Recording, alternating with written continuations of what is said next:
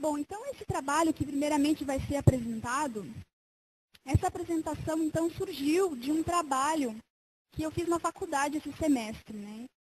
Foi na disciplina de bioética e a professora nos pediu para que nós fizéssemos então um trabalho abordando a questão aborto. Então nós fomos divididos em 3 grupos, vou contar rapidinho assim a história de como surgiu essa apresentação. Então nós fomos divididos em 3 grupos, um falaria do aborto contra, defendendo contra o aborto, outros a favor, e outros falando do aborto nos países. E eu, casualmente, fiquei no grupo contra o aborto. Isso foi uma escolha, um sorteio, né? Não fomos nós quem escolhemos. Então, o trabalho, nós, né, algumas colegas estão aqui, podem dizer que a gente realmente debateu, pensou, leu, e ficou um trabalho mesmo muito bonito. E a partir disso, então, que surgiu a ideia, por que não expandir toda a informação que a gente tem hoje sobre o assunto, se é algo que nós hoje precisamos realmente saber? E nós, principalmente como católicos, né, hoje, lendo sobre o assunto também, eu percebi que hoje não basta nós levantarmos bandeirinha, como nós fizemos mesmo na Romaria. Isso é importante, nós dizemos sim à vida, não ao aborto, mas mais ainda nós temos que ter argumentos concretos, coerentes, para defender a nossa posição. E nós temos esses argumentos, e é isso que nós vamos então discutir hoje. Espero que esse trabalho possa trazer muitos frutos bons para cada um, que a gente realmente tome consciência sobre toda essa questão do aborto. E é claro também, né, antes de começar a apresentar, que gostaria de dizer que eu não pretendo esgotar o assunto aqui, é óbvio, porque quanto mais a gente lê, a gente percebe que tem tantas nuances, tantas coisas, né, tantas particularidades, então não teria nem como, em pouco tempo, falar sobre tudo. Então, obviamente, muitas dúvidas vão surgir enquanto o trabalho vai ser apresentado, isso é ótimo. Por isso que o pessoal que está lá atrás já vai distribuir papel, caneta para vocês, e eu peço mesmo que façam perguntas, porque essas perguntas vão motivar a mesa redonda que nós vamos ter depois. Então, as dúvidas que surgirem, pode ir anotando, porque realmente o assunto é extenso e a gente pretende tirar o máximo de dúvidas possível que surgirem. E também, antes de tudo, eu gostaria de dizer que eu estou aqui em nome da Igreja Católica. Então, nós não estamos aqui para falar do aborto de uma forma neutra. Nós estamos aqui para defender. O tema é por que nós dizemos não ao aborto. Por isso, nós viemos aqui realmente defender essa posição muito clara que nós, como igreja, temos. Então, é mais ou menos isso. Então, o primeiro fórum, que alegria poder dizer isso, o primeiro fórum católico sobre a dignidade da vida humana. Por que nós dizemos não ao aborto? Pode passar. Então, antes de nós entrarmos na questão aborto propriamente dita, tem algumas coisas que nós precisamos tomar consciência. Primeiro, quando que a vida começa? É uma pergunta que já foi feita há muito tempo, né? Se tenta responder. E hoje nós temos várias linhas de pensamento para responder essa pergunta. Vamos falar das 3 principais. A primeira delas nos diz que a fecundação marca o início da vida. Ou seja, porque no momento em que se une óvulo e espermatozoide, uma nova individualidade biológica é formada. Ou seja, um ser único e irrepetível se forma nesse momento, que nós chamamos fecundação, ou concepção, ou fertilização, são sinônimos. E nesse momento a gente pode dizer que não haverá mais na história da humanidade outro indivíduo com a mesma carga genética naquele indivíduo formado nesse momento da concepção. Por isso, essa linha de pensamento defende mesmo que a fecundação marca o início da vida. Mas também tem outras linhas, por exemplo, a que diz que o aborto começa, que a vida começa na 8ª semana de gestação, quando o sistema nervoso central começa a tomar forma, quando ele está mais desenvolvido. E há ainda alguns que defendem que a vida começa só na 24ª semana, quando os pulmões do feto já estão formados, e, portanto, ele poderia sobreviver já fora do ambiente uterino, né? Então, só ali ele teria vida. Diante disso, é que a gente se pergunta, né? Será que hoje existem apenas linhas de pensamento? Hoje nós já temos uma resposta mais concreta, mais objetiva para essa pergunta, quando a vida começa? Então, nós temos sim. Hoje nós podemos responder realmente em consenso que essa pergunta tem resposta. Hoje nós podemos dizer que a vida começa sim na fecundação. Pode passar o próximo slide, Felipe. Nós podemos sim responder essa pergunta hoje. Hoje qualquer pessoa com o mínimo embasamento científico vai chegar a essa conclusão. Então, para nós irmos um pouquinho além, vamos voltar um pouquinho na história. Lá na década de 70, quando o Supremo Tribunal de Justiça dos Estados Unidos pediu que vários cientistas elaborassem um relatório sobre o desenvolvimento embrionário humano, exatamente para entender essa questão do marco da vida e do desenvolvimento humano. Então, o que nos diz esse documento de um dos países que mais investe em tecnologia? Esse documento diz o seguinte: desde a concepção, a criança é um organismo complexo, dinâmico e em rápido crescimento. Por que essa frase já é importante? Porque muitas pessoas gostam de usar termos como assim, se o ser humano no início fosse apenas um aglomerado de células, desorganizado, sem forma, o que não é verdade. Esse documento, já escrito há mais de 30 anos atrás, nos diz que não é bem assim, que é um organismo complexo, dinâmico e realmente crescendo muito rápido. Então, na sequência de um processo natural, esse zigoto vai dar origem a um indivíduo, um recém-nascido, com trilhões de células, né?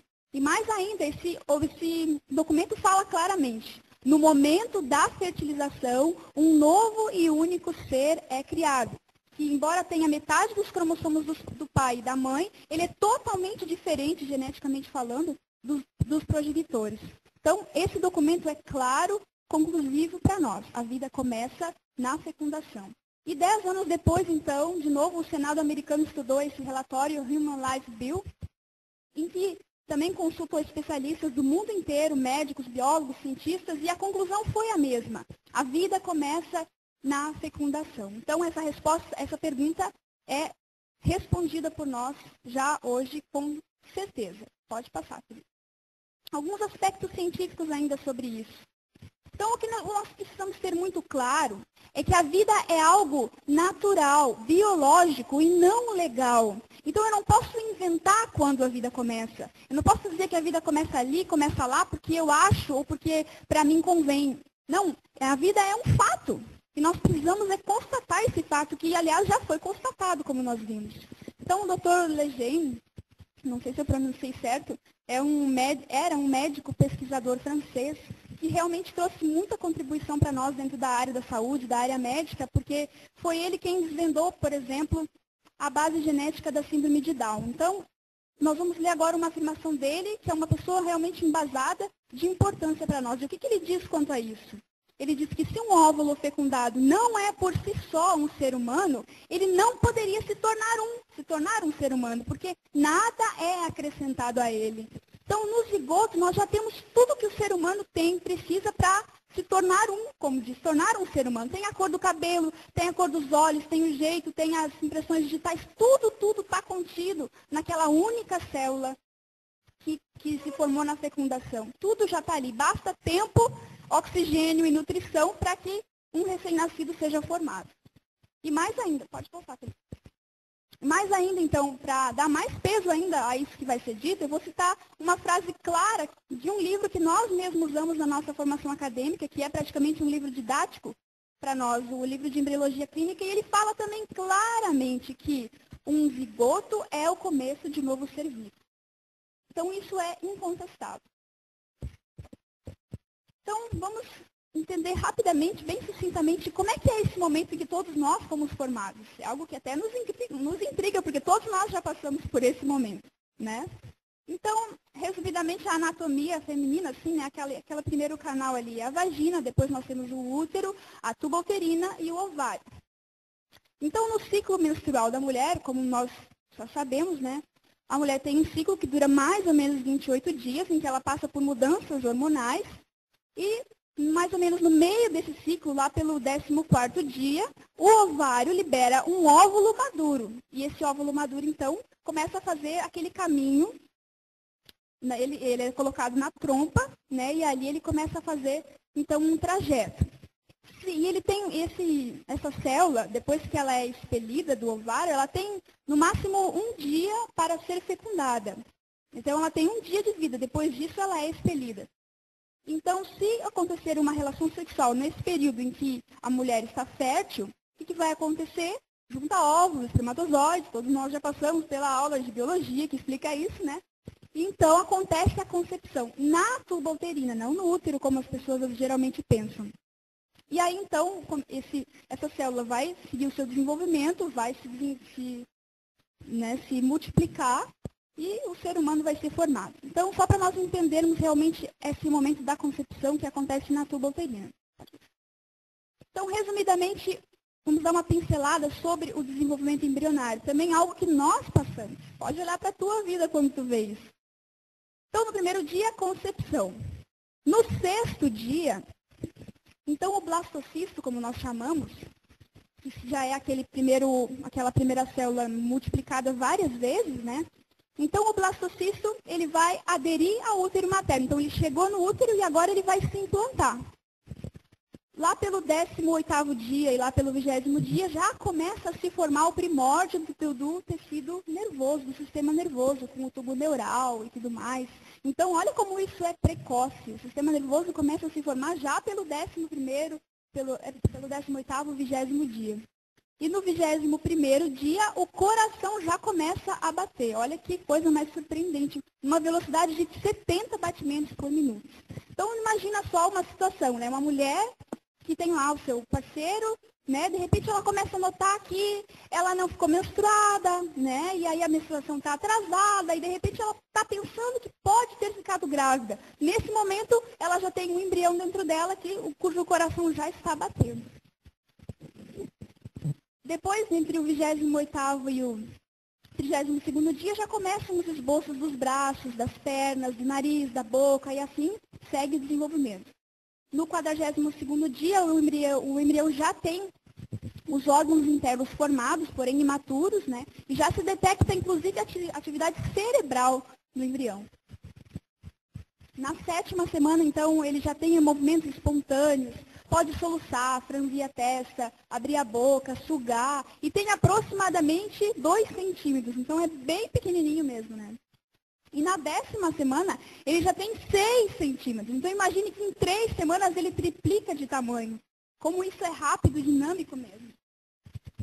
No 4º mês, então, o feto já tem a capacidade de agarrar com as mãos, de dar cambalhota, de nadar. Então, é quando a mãe começa a ver, né, a sentir, melhor dizendo, né, os movimentos na barriga lá, tá chutando, aquela coisa toda. Então, é quando começam os movimentos espontâneos do bebê. E no 6º mês, então, ele já tem cabelo, sobrancelha, e já é considerado, na maioria dos casos, um feto viável, já poderia nascer e sobreviveria.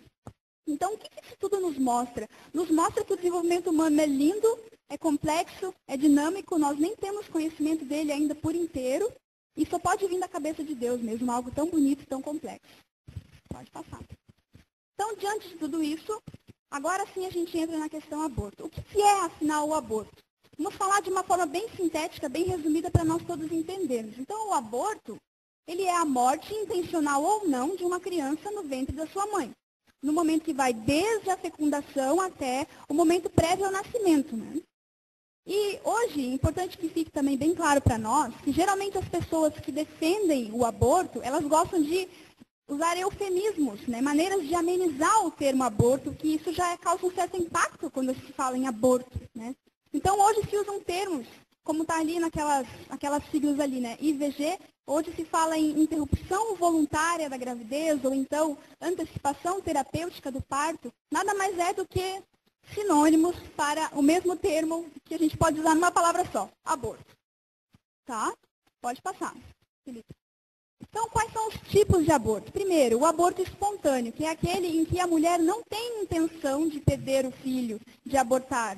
Então, isso não é condenável, nada disso. Acontece muitas vezes, seja por problemas de formação do embrião, que acontece, não é raro, ou também, geralmente, quando esse aborto acontece em fases mais tardias da gestação, pode ser por causas maternas mesmo, problemas uterinos. Tem uma série de causas para o aborto espontâneo. Não é o nosso foco. O nosso foco mesmo é o aborto induzido, que é quando se provoca o aborto.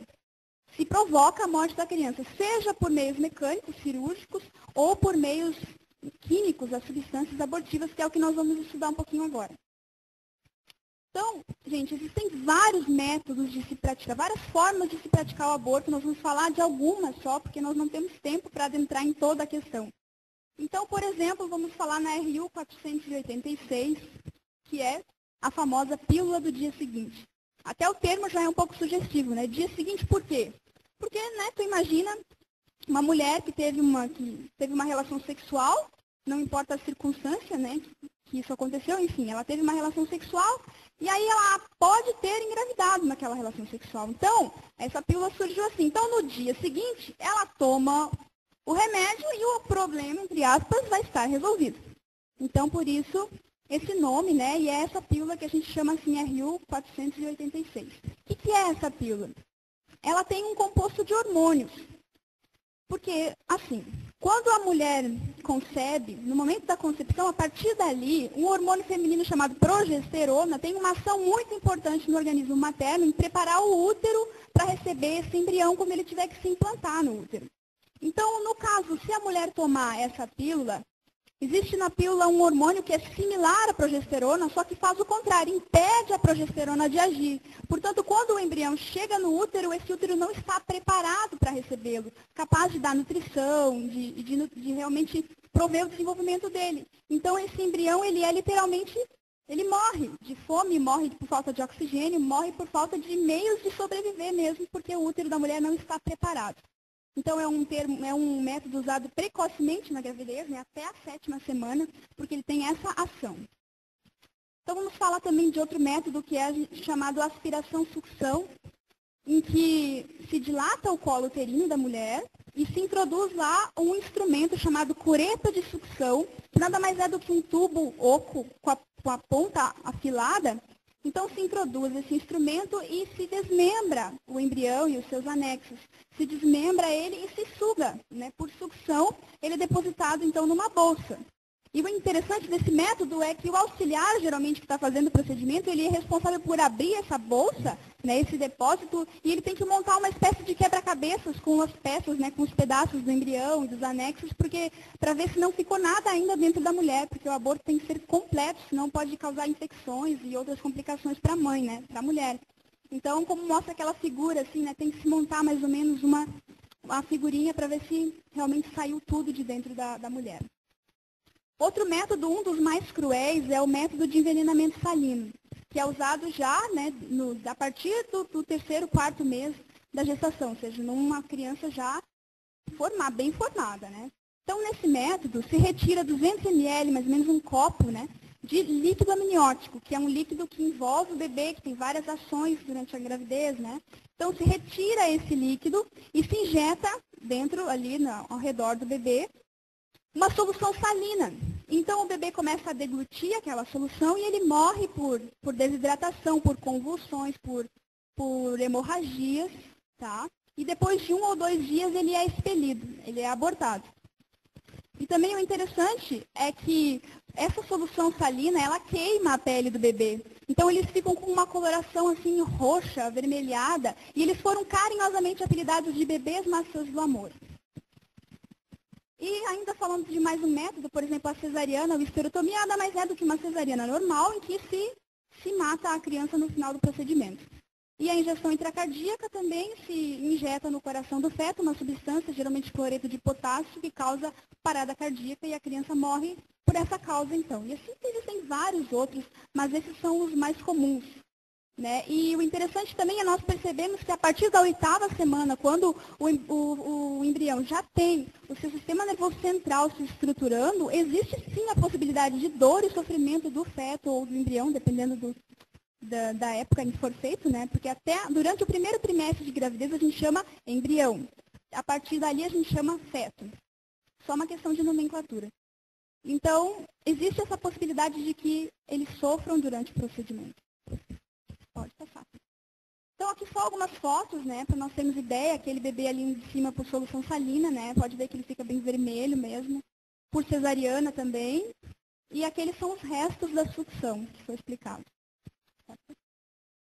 Então, também não tem como nós falarmos em aborto, em métodos abortivos, sem falar nos anticoncepcionais abortivos, que é usado hoje em massa, grande parte das mulheres hoje usam. Hoje, uma mulher que vá a um ginecologista e que esteja, né, em vida sexual ativa, ela com certeza vai receber a orientação de usar um método contraceptivo, só que o que as mulheres geralmente não ficam sabendo é do potencial abortivo desse tipo de método.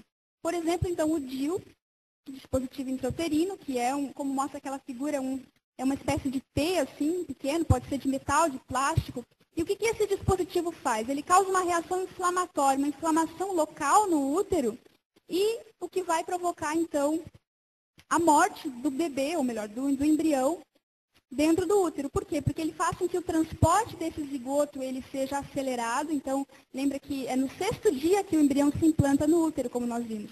Só que esse dispositivo faz com que ele chegue mais cedo no útero. Então, ele não consegue se implantar e acaba morrendo. Ou então, ele impede diretamente a implantação porque não prepara o útero para receber o embrião. Ou então, ele induz a uma descrição direta ao blastocisto. E também os anticoncepcionais orais, que são, acredito que seja o método realmente mais usado de anticoncepção, e eles têm 2 ações. A ação principal desse método, que fique claro, é impedir a ovulação. Por quê? Essas pílulas contêm uma série de hormônios que alteram o ciclo feminino. Então, a ação principal delas é impedir que a mulher ovule, e dessa forma não é um método abortivo. Porém, muitas vezes eles não são capazes de provocar a não ovulação, mas aí a mulher ovula e se tiver uma relação acontece a fecundação e aí então ele atua sim como um abortivo ao impedir que o embrião se implante no útero. Então, o que a gente fala? É que antigamente, quando esses anticoncepcionais foram criados, eles tinham doses hormonais muito altas. E eles, para prevenir em 100% dos casos, que não haja a gravidez, que não haja a ovulação da mulher. Só que essas doses altas de hormônio que as mulheres usavam provocavam muitos efeitos colaterais para elas. Elas ganhavam peso, tinham várias mudanças. Então, aos poucos foi se reduzindo a dose desses hormônios. E então, o potencial de não provocar a ovulação também foi se reduzindo. E por isso que hoje eles têm um potencial maior de atuar como abortivos. E também é interessante a gente notar que essas informações, a maioria delas eu tirei do livro de embriologia clínica, que é o livro que a gente usou na nossa formação. Então, não são informações do além, informações que nós que defendemos a vida estamos tirando da nossa cabeça. Não, são coisas que, inclusive, estão nos livros. O problema é que isso fica nos livros, né? Porque não convém que seja aberto. Então, tá.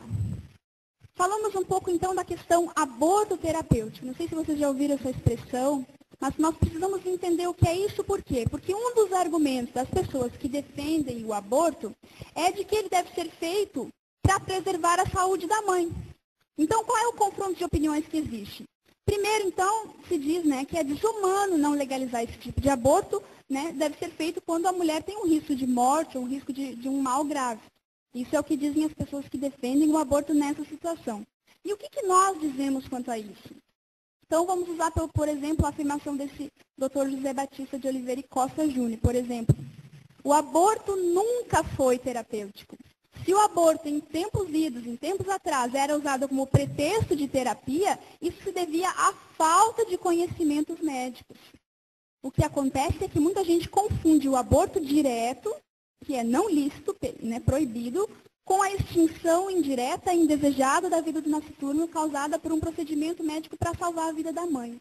Essa diferenciação de conceitos, ela precisa ficar bem clara para nós, só que eu vou explicar ela mais tarde, no decorrer do trabalho. Então, depois a gente explica, né, diferencia bem esses 2 conceitos, mas o fato é que hoje já se sabe que não existe aborto terapêutico, que o aborto como terapia é algo furado, porque hoje os avanços da medicina garantem mesmo que mãe e filho sobrevivam. Então, não precisa se optar pela vida de um ou de outro. Então, ainda reafirmando isso, vamos usar uma afirmação que está nessa revista, né, revista de Associação Médica há 30 anos atrás. Olha só, em 76 isso aqui foi dito. O apelo ao chamado aborto terapêutico como meio de salvar a vida da gestante não constitui recurso científico, sobretudo nos dias atuais, há 30 anos atrás, né? Em face das modernas conquistas da medicina. Então, imagina, se há 30 anos atrás já se dizia isso, imagine hoje, com tantos avanços que vieram depois na medicina, as UTIs neonatais, que salvam crianças realmente assim, com muito baixo peso. E, nossa, tantos avanços garantem que o aborto como terapia é algo que não existe. Pode passar. E outra coisa, então, no caso das malformações fetais, alguns a favor do aborto dizem que quando uma mulher está gerando uma criança com malformação, ela tem um risco maior nessa gravidez. Isso também não é realidade. Vamos ver essa afirmação, por exemplo, da promotora de justiça do Distrito Federal. A má formação fetal não acarreta qualquer risco à gestante, além daqueles inerentes a outras gestações em que a criança é sadia. E isso, gente, é uma resposta do próprio Conselho Federal de Medicina a um questionamento que o Ministério Público fez. Então, é o próprio Conselho Federal de Medicina que afirma isso. E ainda a Associação Nacional dos Ginecologistas e Obstetras confirma que o defeito físico não é um risco adicional na gestação. Então, que fique bem claro que as malformações fetais também não justificam o aborto para salvar a vida da mãe.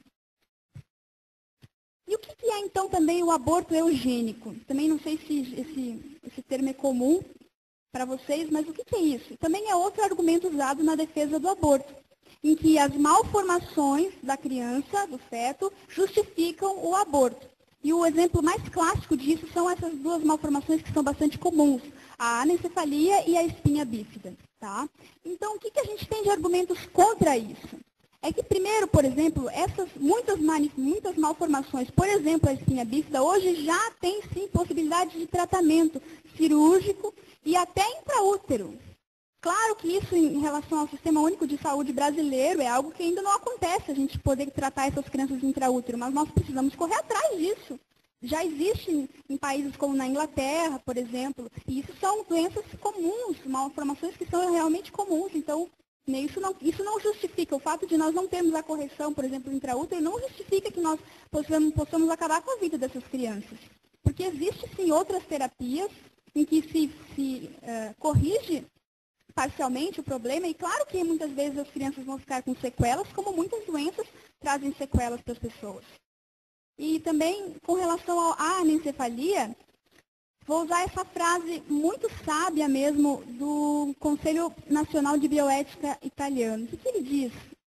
Diz que o anencéfalo é uma pessoa vivente e a reduzida expectativa de vida não limita seus direitos e sua dignidade. Então, isso é algo realmente, uma frase muito sábia desse conselho de realmente afirmar que o anencéfalo tem vida e só porque ele tem uma vida que vai ser com um tempo limitado, não significa que ele não tenha dignidade à vida.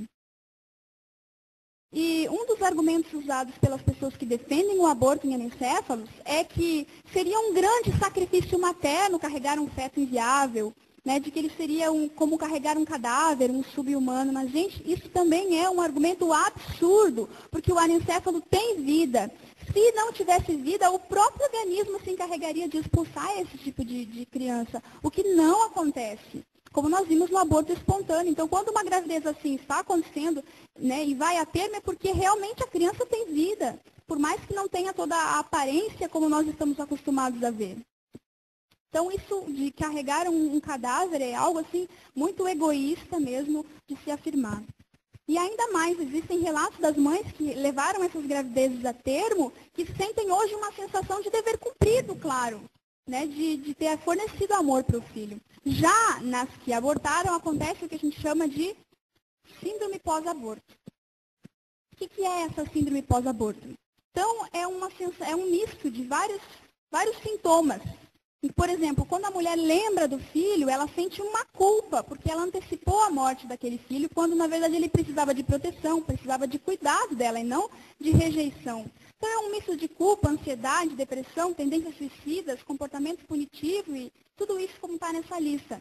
Então, isso geralmente acontece com as mulheres que praticam o aborto, de qualquer forma, em qualquer circunstância, geralmente elas passam por esse tipo de síndrome.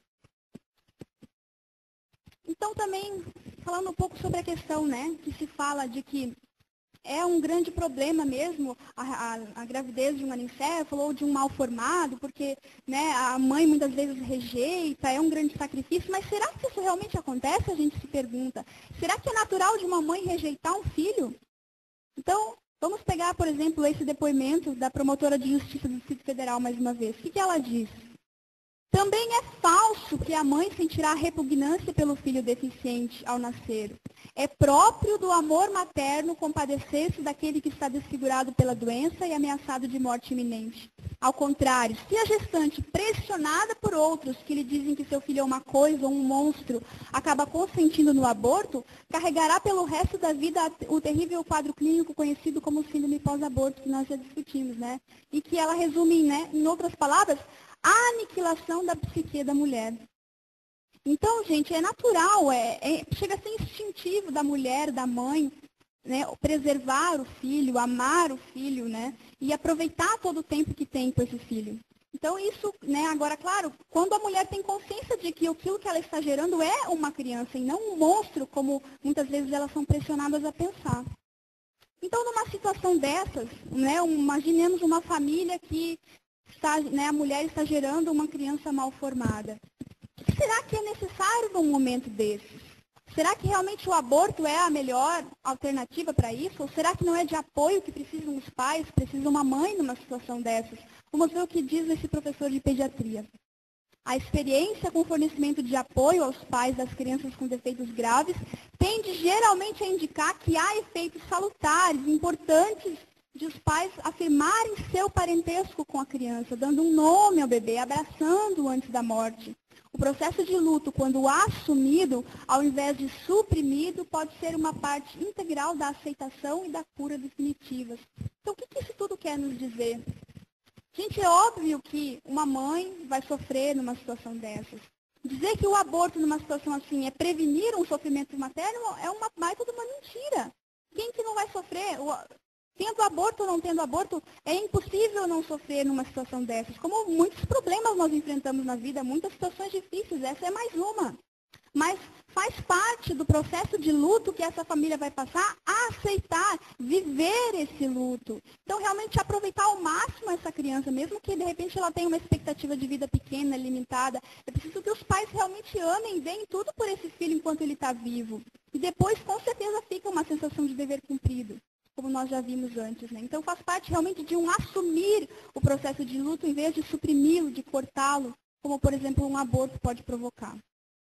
Então, rapidamente, eu vou falar um pouquinho das malformações mais comuns, que talvez eu esteja falando aqui em espinha bífida, anencefalia, e talvez alguns não tenham nem noção do que é isso. Então, o que são isso? São malformações congênitas, quer dizer, a criança nasce com isso, multifatoriais, por quê? Porque hoje não se sabe bem a causa exata dessas malformações, mas se sabe que existem várias causas, maternas, genéticas, ambientais, é um misto de coisas que a gente ainda nem descobriu ao todo.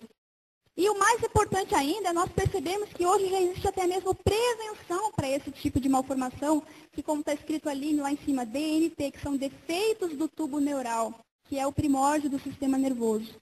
Então hoje já se fala que se uma mulher tomar ácido fólico, vitamina B, antes de engravidar, e principalmente no primeiro trimestre de gestação, ela previne em até 70% dos casos a chance de ter uma criança mal formada com esse tipo de malformação. Então é nisso que a gente tem que realmente investir, principalmente no pré-natal feminino.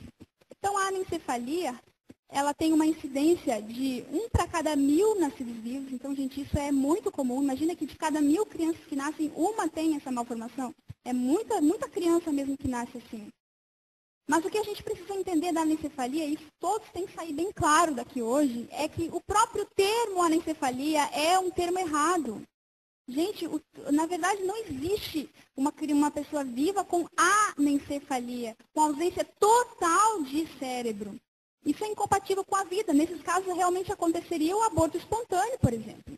O que existe é uma malformação do tecido cerebral. Então, o cérebro se forma um pouco, mas outra parte não se forma. E existe, na verdade, graus variados desse defeito de formação. Então, o termo anencefalia já é um termo que nos faz pensar que não tem cérebro, que não tem nada. Isso não é verdade. Existe sim um pouco de tecido cerebral. E o médico mesmo quando nasce, não tem como nem dizer realmente, precisamente, o quanto de cérebro aquela criança tem ou não tem. Então, também se questiona a questão do diagnóstico preciso, porque hoje se enche a boca para dizer que no terceiro mês de gestação, através de um ultrassom, já se pode dizer que aquela criança tem anencefalia, entre aspas, anencefalia, né? Só que a gente questiona até que ponto esse diagnóstico é preciso. É realmente, assim, claro. Por quê? Porque é uma doença em graus variados. Então, a gente não tem como dizer, olhando por um ultrassom, o quanto aquela criança tem ou não tem de cérebro, quanto tempo ela vai viver, se ela vai viver. Isso não é muito palpável de nós dizermos. E mais tarde nós vamos entender exatamente por que a gente pode questionar o diagnóstico preciso no caso da anencefalia. E a espinha bífida, então, também é uma doença de malformação do tubo neural. em que existem sequelas em graus variados também. A criança pode ficar sem movimento, sem sensibilidade, uma série de questões. Também é uma doença muito comum, né, só se vê pela incidência, por exemplo, e essa doença sim tem tratamento cirúrgico, se corrige o problema, claro que ficam muitas vezes as sequelas, mas a gente pode fazer o tratamento sim, a criança nasce como uma espécie de bolsinha nas costas, não sei se dá para ver bem na figura, mas aí se corrige essa bolsinha e a criança então pode sim sobreviver. Então, só para nós termos bem claro a questão da espinha bífida, né, o tratamento intraútero que foi dito, né, essa foto ali da direita pode ser bem conhecida de vocês mesmo, porque mostra, né, um bebezinho que foi operado, esse menino chamado Samuel Alexander Arms, que foi operado na Inglaterra, dentro do útero da mãe. Foi o primeiro a ser operado assim, para corrigir o problema da espinha bífida. Então, esses pais souberam, no 3º mês de gestação, né, a mãe soube que a criança tinha um problema, procuraram realmente tratamento, descobriram que lá na Inglaterra se fazia esse tratamento ainda experimental e se submeteram. E a criança está viva, nasceu em 99 e hoje está bem. Tratada da doença ainda dentro do útero.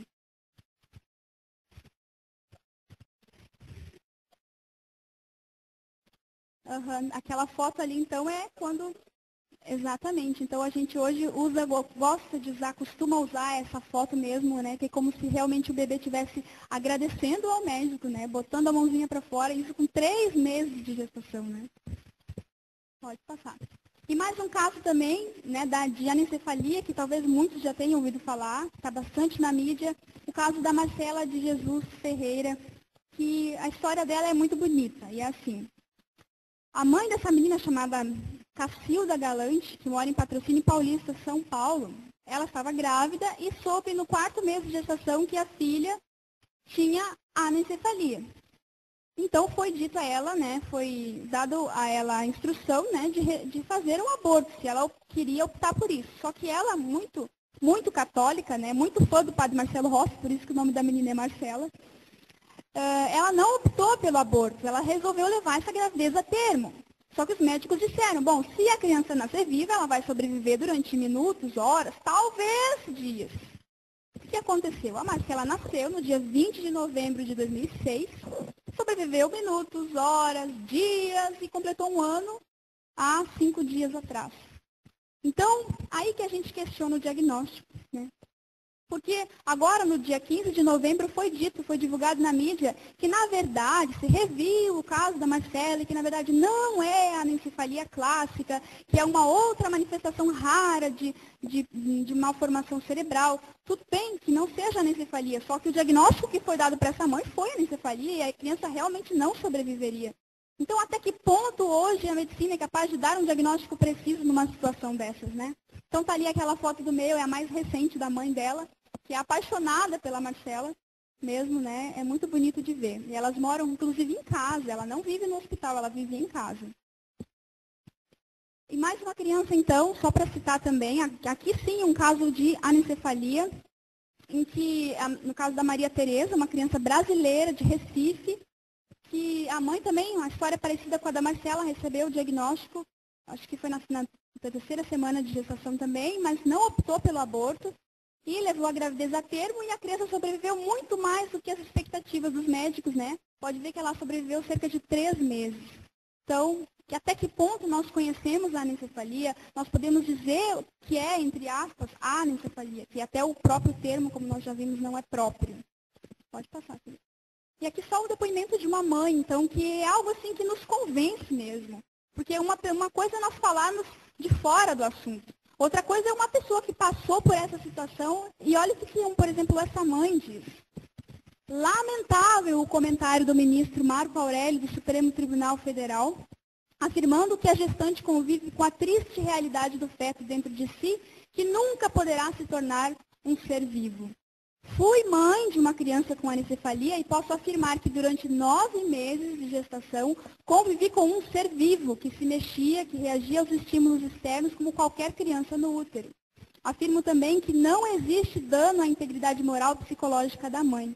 O problema é que estamos vivendo numa sociedade hedonista e queremos extirpar tudo que nos cause o mínimo incômodo. pensemos, pois, na decisão tomada, porque se estamos autorizando a morte dos que não conseguirão fazer história de vida, cedo ou tarde autorizaremos a antecipação do fim da vida dos que não conseguem se lembrar de sua história como os portadores do mal de Alzheimer. Então, essa mãe faz uma grande crítica mesmo ao aborto, né? Ao aborto na situação de uma criança que vai viver durante pouco tempo, dizendo claramente que ela não sofreu dano psicológico, moral, porque levou a gravidez a termo e realmente conviveu com um ser vivo. Então, vamos falar também um pouquinho, gente, dos aspectos jurídicos. Nós falamos um pouco dos aspectos científicos, das doenças, para a gente ficar bem consciente disso. Agora, vamos falar um pouquinho sobre os aspectos jurídicos. Então, esse mapa nos mostra mais ou menos a legislação de cada país com relação ao aborto. Então, assim, vamos ficar principalmente com aqueles países em azul, a maior parte da Europa, da Ásia, Canadá, Estados Unidos, África do Sul. Então, esses são países em que o aborto é legalizado. E nós temos outros extremos, por exemplo, o Chile, ali em azul escuro, Malta. São países em que o aborto é proibido em todas as circunstâncias. E nos outros países existem variações de legislação, né? Pode clicar, Felipe. Então, aqui só para nós termos uma noção geral assim, dos países que dizem sim ao aborto, né? O mais recente deles foi Portugal, que decidiu por isso, né? E aqui alguns países que dizem não ao aborto. Esses 3 com asterisco são os que dizem não em qualquer circunstância. E alguns países, como o Brasil, a gente tem algumas particularidades, vamos dizer assim, quanto à legislação do aborto. Então, vamos falar somente de um país que é a favor do aborto, porque ele está muito na mídia hoje, que é Portugal. Então, Portugal, até um tempo atrás, ele tinha uma legislação bem parecida com a legislação brasileira com relação ao aborto, em que se tinha algumas particularidades, mas o aborto era condenado sempre, um crime. Só que em fevereiro foi feito um plebiscito em Portugal, né? Claro, foram feitas campanhas, alguns contra, alguns, né? Campanhas contra, campanhas a favor do aborto. Só que venceu o sim ao aborto em Portugal. Então, em julho, começou a nova legislação em que o aborto é legalizado até a 10ª semana de gestação, ou seja, quando o ser humano já tem perna, já tem braço, já tem órgãos, já tem tudo, né? E aqui estão só alguns cartazes usados nas campanhas a favor, né? Então, olha essa frase que chocante para nós ouvir isso, né? Contribuir com meus impostos para financiar clínicas de aborto é melhor do que para estádios de futebol. Então, em Portugal, isso que é também importante. Olha o que se declarou em Portugal. Então, em Portugal, a partir de agora, é um crime se mudar toda a vida de uma jovem adolescente ou de uma jovem mulher, por exemplo, que engravidou em qualquer circunstância. É um crime tu mudar todos os planos que ela tem de vida, os projetos dela, por causa de uma criança não desejada. Por isso, elimina-se a criança. E como é que fica o Brasil diante de tudo isso? Então, vamos gravar bem essa lei aqui, ó, Lei 2.848. Essa é a lei que fala sobre o aborto para nós, que nos deixa claro, então, essa questão no Brasil. Então, o aborto, ele provocado pela gestante por terceiros, né, ou com o consentimento da gestante, ele é punido de acordo com esses vários artigos. Então, esse aborto, ele é punido no Brasil. Então, atualmente no Brasil, ele é sempre considerado crime. Isso é o mais importante de nós termos consciência. No Brasil, o aborto é sempre crime. Só que ele não é penalizado em 2 situações, do estupro e do risco materno. E existe hoje uma terceira possibilidade, tramitando no Congresso, de que essa não penalização se estenda também aos casos de malformações fetais. Isso é uma das propostas que existem em relação ao aborto. Existem várias para serem votadas. Agora, quanto a isso, quanto a essa falta de penalização nessas 2 situações, a gente se pergunta, e na questão da anomalia física, preservar a saúde da gestante. Nós já discutimos que aborto terapêutico não existe. Então, por exemplo, médicos das diversas especialidades atestam que manter esse dispositivo no Código Penal é um reconhecimento do atraso da medicina brasileira. Há alguns anos, então, já médicos de várias especialidades solicitaram que se retire isso do Código Penal, porque isso realmente não existe. Não penalizar esse tipo de situação, porque não é viável, não faz sentido manter isso. E também a questão da anomalia física, né? Por que isso se restringe à criança dentro do útero e a gente não poderia, então, expandir para crianças que têm 1, 2, 3, 4 anos e que têm malformações também? Por que é justo a gente matar elas dentro do útero e não depois?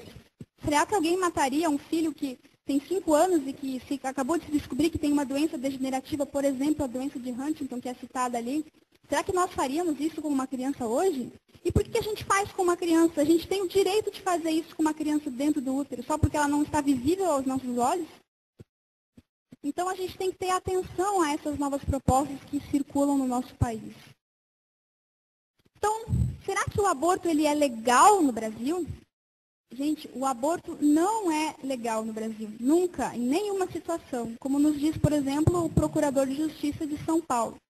Matar alguém é crime. A interrupção da gravidez com a destruição do produto da concepção é crime de aborto. A lei penal não contempla a figura do aborto legal, mas torna impunível o fato típico e antijurídico em determinadas situações, aquelas duas que nós já comentamos. Portanto, o aborto é ilegal. Então, até essa questão de nomenclatura, que muitas vezes usam para nos enrolar. Não, o aborto é ilegal no Brasil, mas em duas situações ele é legal. Não, ele é sempre considerado crime. Tem um outro parlamentar que fala uma frase realmente bem resumitiva, bem clara para nós. Em algumas circunstâncias, na legislação brasileira, retira-se a penalidade, fica o crime. Então, o crime é crime, o delito é o delito, só que não se pune em algumas situações. E como é que fica a opinião pública diante disso? O que será que a população brasileira diz com relação ao aborto? Então, por exemplo, nessa pesquisa feita pelo IBOP, que essa desembargadora aqui do nosso estado diz, o que diz essa pesquisa? Que em 2005, então, foi feita uma pesquisa em alguns municípios e que nesses municípios 97% das respostas eram contrárias e só 2% das mulheres eram favoráveis.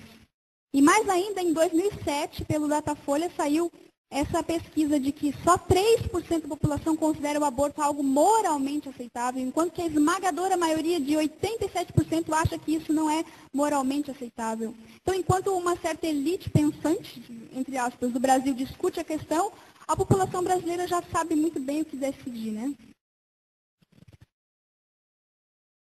Então, vamos entrar um pouquinho também nos aspectos religiosos. A maioria das religiões é contra o aborto. Só que a Igreja Católica é a que tem uma doutrina mais rígida, mais manifesta mesmo com relação a isso. A gente pode ver só pelo 5º mandamento já nos diz a opinião da Igreja sobre isso. Não matarás, né? Então, está aí exposto claramente o que a Igreja defende.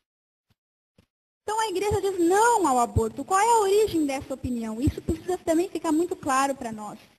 Já em 1800, olha bem, 1869, a partir dessa teoria de celular, em que a gente até estuda na biologia, né, em que se percebeu que a célula é o organismo básico, a estrutura, a unidade básica da vida. Então, a partir desse momento que se desenvolveu a teoria celular, o Papa já percebeu, já aceitou que a concepção marca o início do ser humano, da vida humana.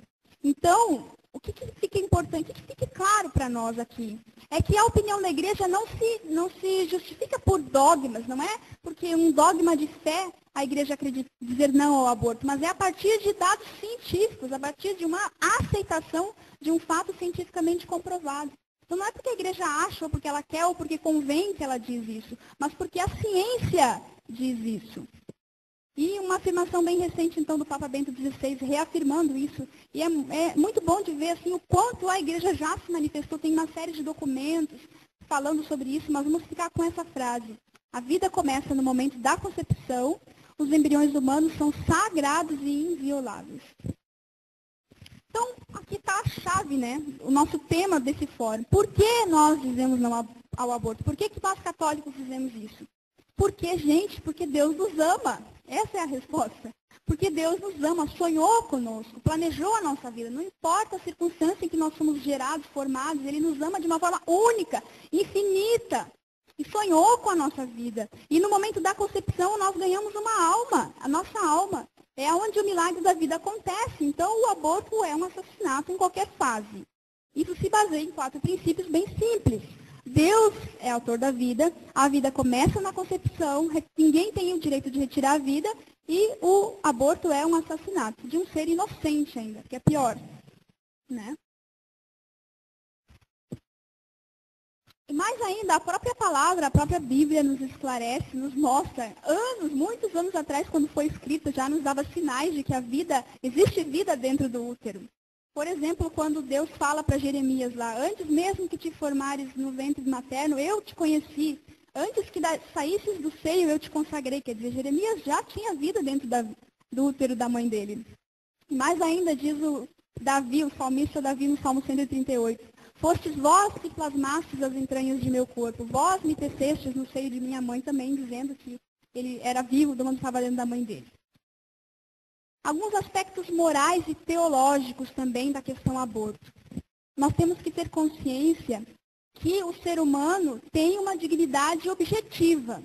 E que essa dignidade e por isso ele não pode ser tratado segundo o que a sociedade quer, ou segundo o que o poder quer.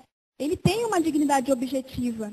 E ele tem também direitos, ele é portador de direitos que são reconhecidos, mas não são dados, outorgados pela sociedade. Então não é a sociedade que dá a nós o nosso direito de cidadãos, somos nós que temos esse direito, mas a sociedade reconhece isso. E, por exemplo, então, o direito à vida. A vida humana tem um valor absoluto, não relativo, não comparável, não medido, absoluto, por si só.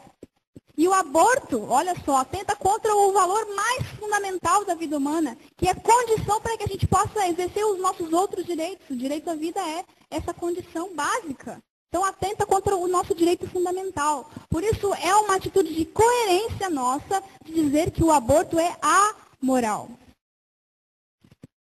Agora vamos para coisas mais objetivas, assim, que nós muitas vezes somos questionados, que muitas vezes são argumentos das pessoas que defendem o aborto, que parece que são coisas sem saída, mas nós vamos ver como existe uma explicação bem clara mesmo de como, para esse tipo de pergunta, assim, bem polêmica mesmo. Por exemplo, a gente pode matar a vida da criança para salvar a vida da mãe?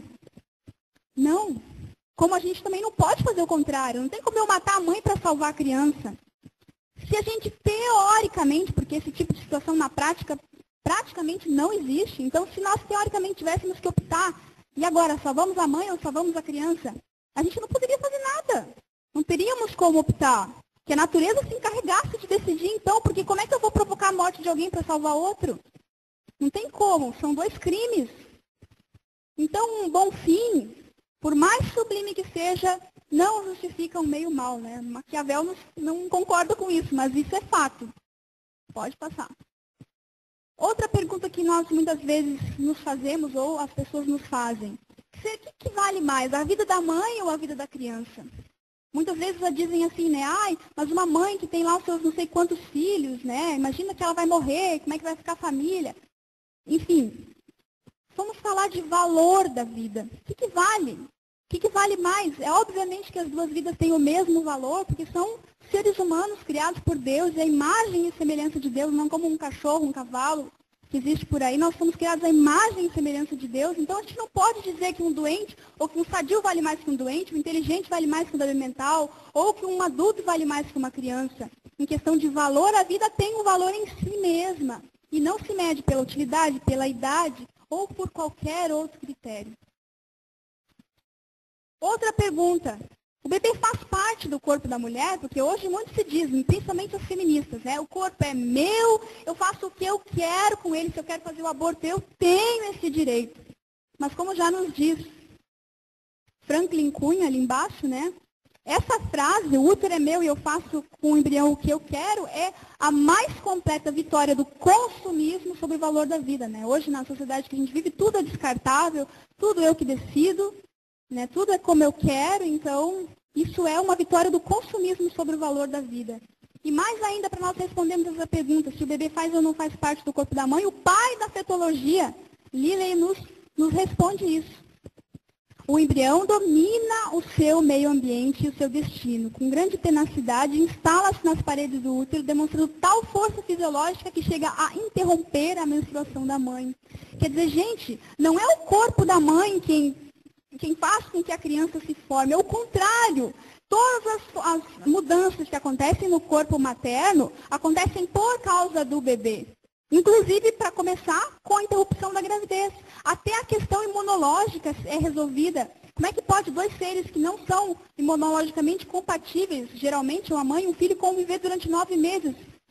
Só Deus mesmo para criar um mecanismo tão complexo, tão bonito, para fazer com que duas pessoas consigam conviver uma dentro da outra durante 9 meses.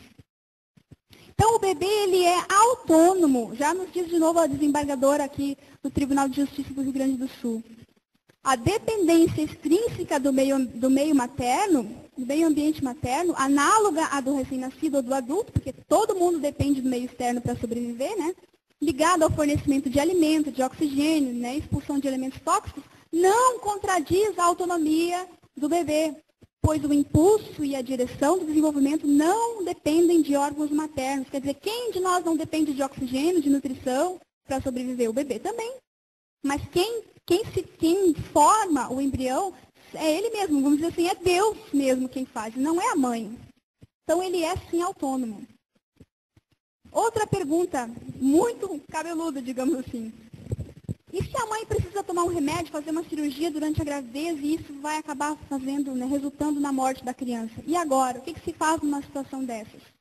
Aí que está aquela diferenciação de conceitos que eu falei que iria ser explicado depois. Entre o aborto diretamente provocado e a extinção da vida do bebê por causa de um tratamento que a mãe tem que se submeter. Então, nesse caso, gente, a morte da criança não é diretamente provocada nem desejada, mas tolerada como um efeito secundário. É o que nós chamamos de princípio do duplo efeito. Para isso ficar um pouco mais claro para nós, vamos dar um exemplo. Imaginemos, então, uma mulher que está grávida e descobre que tem um câncer de útero, por exemplo, como está escrito ali. Tá? Então, essa mulher recebe esse diagnóstico de que ela tem um câncer de útero e o médico diz assim para ela, tu tem que tirar o teu útero, porque senão tu não vai sobreviver até o final dessa gravidez. O teu tratamento é esse, tu precisa tirar o útero. E agora, se ela tirar o útero, ela vai ter que tirar a criança também, e a criança vai morrer. E agora, né? Parece que ela não pode fazer isso. Mas não, gente. Nessa situação, o que acontece? Nós queremos, aí que está o duplo efeito. Nós queremos fazer uma boa ação, tá? A boa ação que nós temos que fazer é retirar o útero materno, certo? Essa é a boa ação. Só que essa boa ação tem 2 efeitos.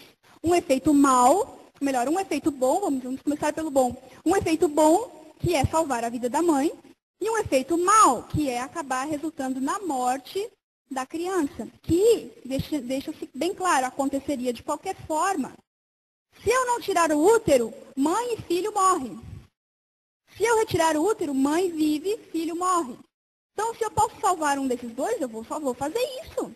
Então, a gente não está desejando a morte da criança, só que a gente vai fazer uma boa ação que indiretamente acaba resultando na morte da criança. Então, isso é aquela diferenciação de conceitos. Então, isso não entra na questão aborto terapêutico. É uma coisa diferente, porque nós não estamos atentando diretamente à vida, que como nós falamos, a criança morreria de qualquer forma. E uma coisa interessante é que, por exemplo, a mulher não é obrigada, de repente, a fazer essa retirada de útero. Ela pode optar, mas aí ela já não está mais confiando na ciência, porque o médico disse que você não vai sobreviver até o fim da gravidez. Ela está confiando na fé mesmo. Então, uma mulher pode continuar com a gravidez, tomar uma atitude heróica, como já aconteceu, por exemplo, eu não me lembro muito bem do nome certo, é uma beata italiana, uma médica. Isso.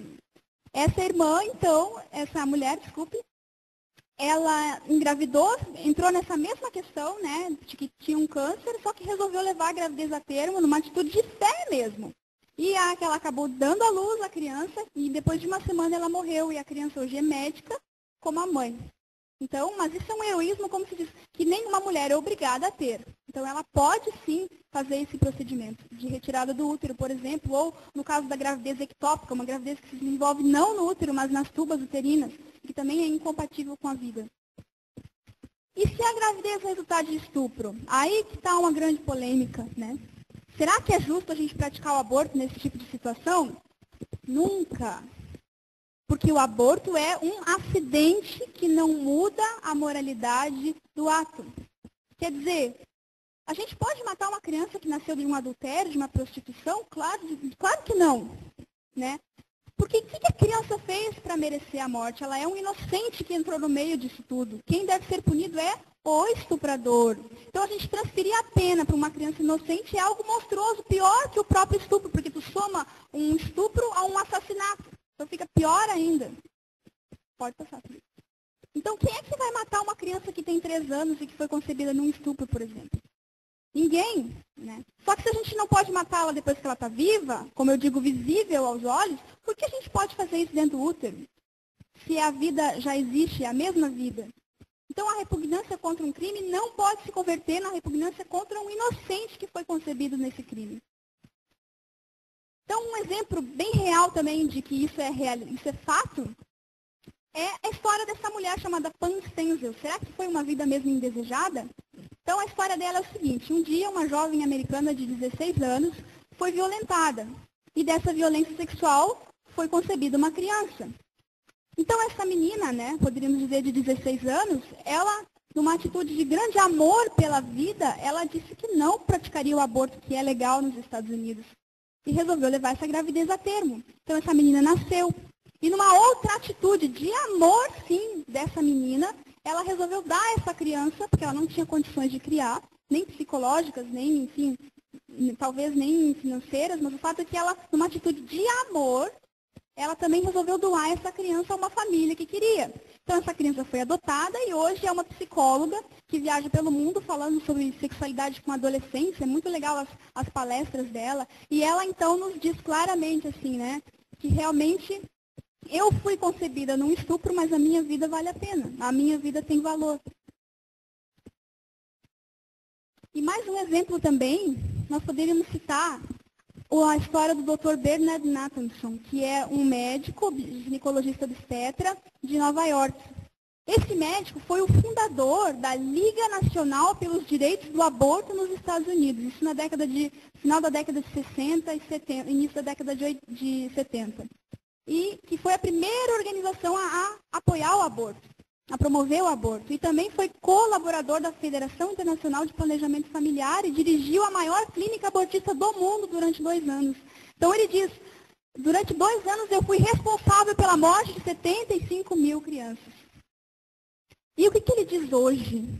Então, esse médico passou por uma reviravolta na vida dele, porque ele depois começou a estudar a fetologia, viu realmente, percebeu que a vida humana começa na fecundação, né, mudou, até mesmo se virou um católico fervoroso, encontrou com Jesus, a gente pode dizer assim, e ele diz que atualmente creio que não há razões sociais, econômicas, médicas, que fique bem claro, psicológicas para o aborto, não há razão alguma.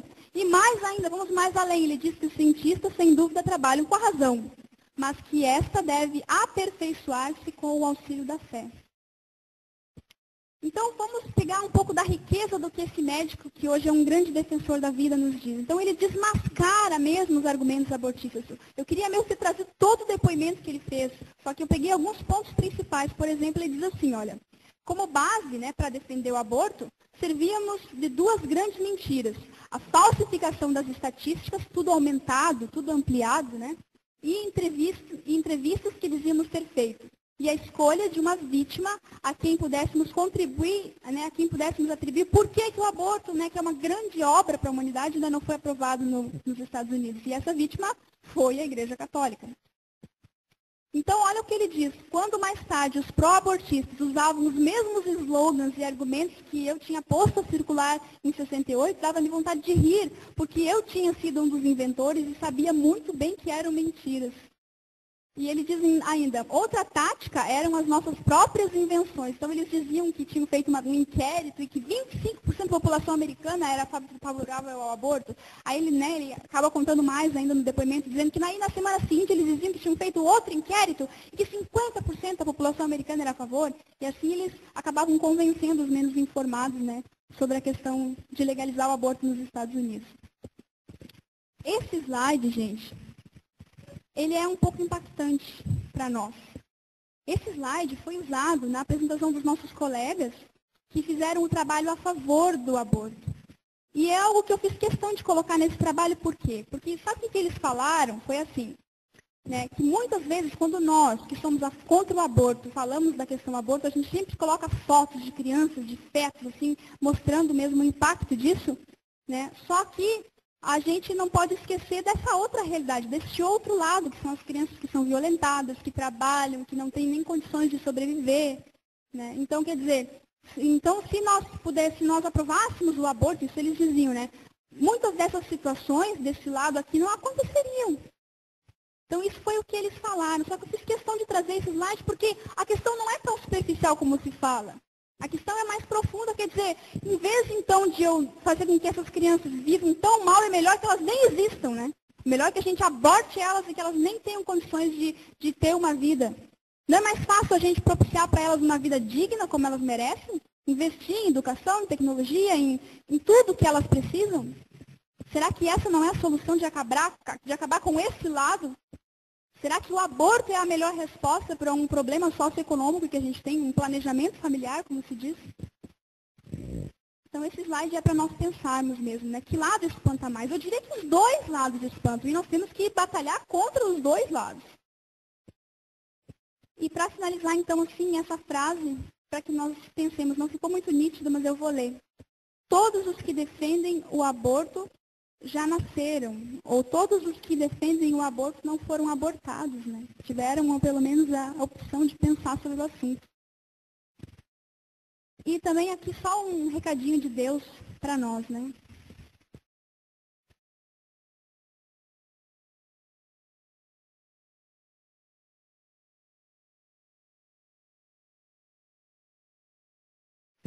Bom, então eu vou dar o recadinho pela minha voz, então. Pode uma mulher esquecer daquele que amamenta? Pode uma mulher não ter ternura pelo fruto de suas entranhas? E mesmo que isso acontecesse, eu não te esqueceria nunca. Isso Deus diz a nós. Quer dizer, quando Deus faz essa comparação em Isaías, é como se ele estivesse dizendo assim, pode acontecer a coisa mais impossível, que é uma mulher esquecer do filho.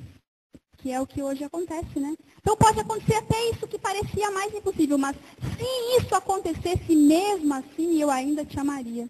Então, isso é um recado de Deus para nós, que nos faz perceber que realmente o amor que Deus tem pela nossa vida faz a nossa vida valer a pena. Então, essa é a apresentação, mas eu ainda gostaria de apresentar para vocês um vídeo que foi feito pela minha grande colega que está ali sentada, a Adriana. Já quero agradecer para ela, porque ela teve um trabalho que vocês não imaginam. Foram domingos inteiros. Só dá um pause ainda, Felipe. Foi um domingo inteiro, foram vários domingos que ela ficou, né, se esforçando, porque ela disse que lutaria comigo a favor da vida. Então eu disse, então tá, já vou te dar uma missão. E então ela fez esse vídeo com todo carinho e eu acho que ele já é autoexplicativo. É uma criança no ventre materno, né, então eu não vou nem dar explicações desse vídeo, eu creio que ele vai ser bem claro para nós.